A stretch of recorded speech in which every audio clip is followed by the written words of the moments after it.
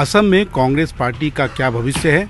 हमारे साथ यहाँ पर चुनाव के प्रभारी, दूसरी बार चुनाव के प्रभारी हैं छत्तीसगढ़ के पूर्व मुख्यमंत्री भूपेश बघेल जी। बघेल साहब, आप 21 में भी थे, 26 में भी हैं, क्या लग रहा है इस बार?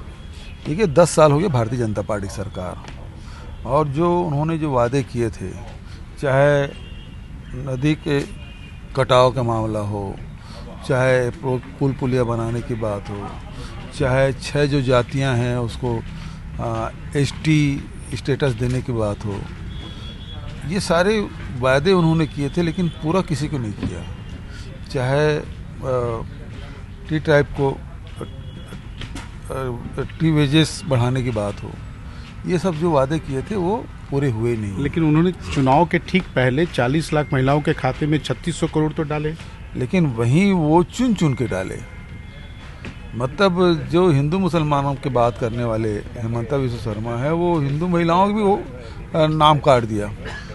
यदि वो भारतीय जनता पार्टी की सदस्यता नहीं ले रहे हैं तो उनको नहीं मिल रहा है पैसा, ये स्थिति है। तो इससे नाराजगी, और सबसे बड़ी बात यह है, हेमंता ने आसाम को अपनी निजी संपत्ति समझ लिया, और जो भी ज़मीन पसंद आया, जो मकान पसंद आया, जो संपत्ति पसंद आया, सबको लूटने का काम किया है, या अपने मित्रों को, अपने बॉस के मित्रों को लुटवाने का काम किया। साधन संसाधन में क्या आप कांग्रेस पार्टी बीजेपी को मैच कर पा रही है? देखिए, साधन संसाधन में कांग्रेस पार्टी हमेशा गरीबों की पार्टी रही है, और कभी पैसे के पीछे भागा नहीं। ये तो विचारधारा पे लड़ने वाली पार्टी है। भारतीय जनता पार्टी जरूर व्यापारियों की पार्टी है, वो पैसे के दम पे चुनाव जीतती है या जीतना जानती है। तो हम अपनी विचारधारा को लेकर लड़ रहे हैं। ये हमारी पार्टी है किसानों के, मजदूरों के, नौजवानों के, महिलाओं के, छोटे व्यापारियों की, इसकी पार्टी है। इस बार के चुनाव आपको अलग कैसे लग रहा है?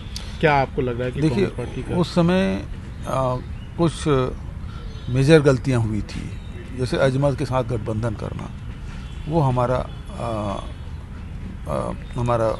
मतलब गलत डिसीजन था, और नेतृत्व कोई नहीं था उस समय। स्टेट लीडरशिप में वेकेंट था, लेकिन अभी उस प्रकार की बात नहीं है, और सब जान रहे हैं कि अजमल को साथ देना मतलब बीजेपी के साथ देना, हेमंता को साथ देना। तो ये अब पहले और अब में अंतर ये है, पहले भारतीय जनता पार्टी चुनाव लड़ती थी, लेकिन अभी भारतीय जनता पार्टी के साथ कोई लड़ाई है नहीं, क्योंकि चुनाव में नहीं है। अभी लड़ाई असली बनाम नकली का है।